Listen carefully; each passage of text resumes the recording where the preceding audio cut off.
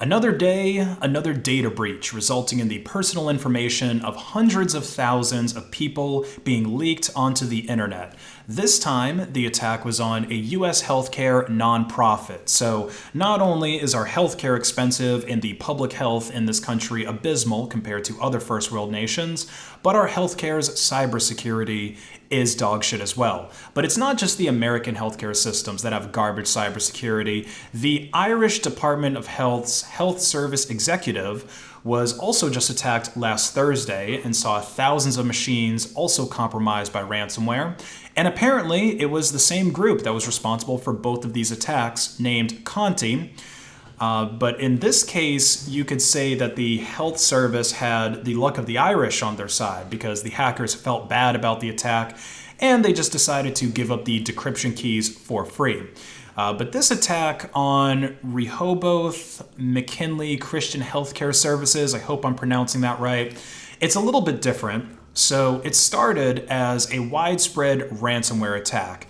And I don't know if you guys know about this, but in 2020 alone, there were over 560 different facilities in the healthcare system that were attacked in 80 different ransomware attacks. There's been multiple data breach incidents just in US healthcare systems, basically every single week. So the motives of the hackers in this case, it might have been money at first. Usually ransomware follows the same logic as the classic move of kidnapping a rich person and demanding ransom. You don't really care about hurting that rich person. You know, it's not like a political move or anything like that. You don't want to teach them a lesson, but instead you're just capturing that person and hoping they give you money. And then with ransomware, obviously instead of capturing a person, you're locking away data. Now, if you don't pay the ransom, the hackers will usually try to do something to punish you. And in the past, the punishment was to simply keep your data locked up. But I think the effectiveness of that punishment is really diminishing as ransomware becomes more and more common. Almost universally, when an organization undergoes one of these attacks, one of the lessons that company learns is that they need to improve their backup and restoration systems. Making regular backups of your production system is one of the most effective countermeasures against ransomware, because if you fall victim, you can just tell the hackers to go screw themselves, wipe your systems, and deploy from a backup. Sure, you lose a little bit of uptime, which is going to mean a loss of revenue, but it's a lot less than paying the ransom. So for one, if you pay this ransom, you're immediately down whatever the amount was, $500,000, $1 million.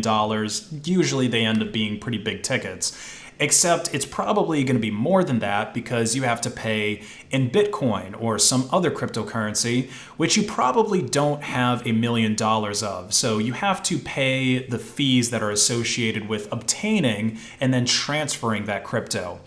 Then, when the hackers give you the decryption keys to unlock your data, it could take weeks for that process to complete, depending on how many machines were compromised. Hackers tend to put way more effort into making sure that their worms and malware has very high performance during the initial exploitation phase, and the decryption scripts for people that pay the ransom is really just a bit of an afterthought. So if I had to guess, the releasing of patient and staff records was just a punishment for not paying the ransom. It's sort of a double extortion technique that's becoming more common. If we can't extort you through locking your data, then we'll try to extort you through threats of making it publicly available on sites like this one. So this is Conti Group's official website where they publish stolen data. I couldn't really find any data from this specific breach on here, but like it says in this header up here, if the data isn't here, that doesn't necessarily mean that it wasn't released. It could have just been sold to somebody who's willing to buy it. But all of this is just speculation because there actually isn't a whole lot of information that's been made public about this particular attack yet. We're also seeing some parallels with this data breach and the one that the Indian Airlines data breach that I just covered yesterday. And the parallel we're seeing is delayed disclosure of the attack to customers. Now, this isn't quite as bad as Indian Airlines. Remember, they took about 3 months to basically tell anyone anything.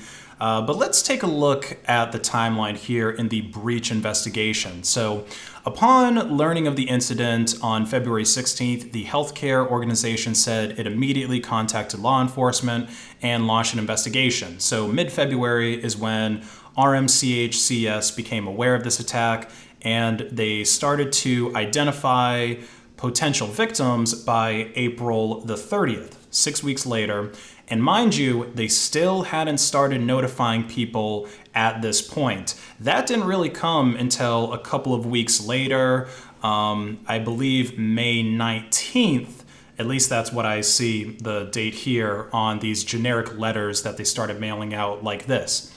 Now, I could have forgiven RMCHCS if the letters that they mailed out were highly specific and were outlining the exact data that had been released for each and every customer, because it looks like that's pretty much what they were trying to figure out before they started notifying their customers.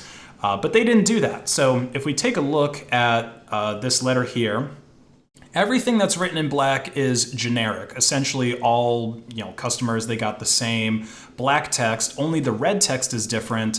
But as you can see, it's only things like your name and your address. Obviously, that's going to be different for all different customers. So let's sort of skim through this letter. What happened? On February 16th, 2021, we learned that certain patient information may have been removed from our computer network as a result of potential unauthorized activity. We had been investigating. We promptly engaged a third-party forensic firm to further investigate this incident and assist with remediation efforts.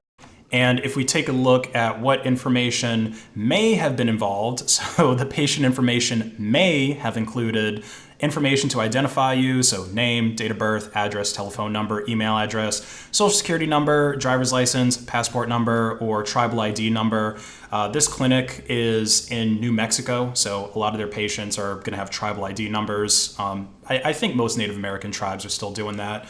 So you get the idea. This is a very generic letter. There's no reason that patients couldn't have gotten a letter like this saying that something bad may have happened with your loved one's medical records back in February.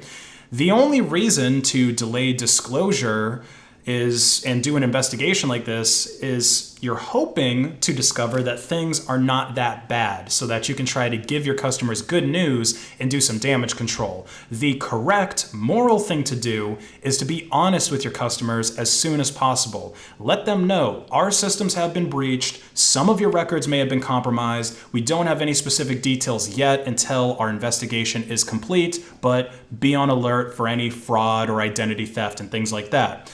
Now, the one thing that they did do that I'm thinking is pretty good is offering, I think it's right here, yeah. So because it's possible that the descendants or decedent's social security number or financial account information may have been involved, we have arranged to offer identity monitoring and restoration services for a period of number of months.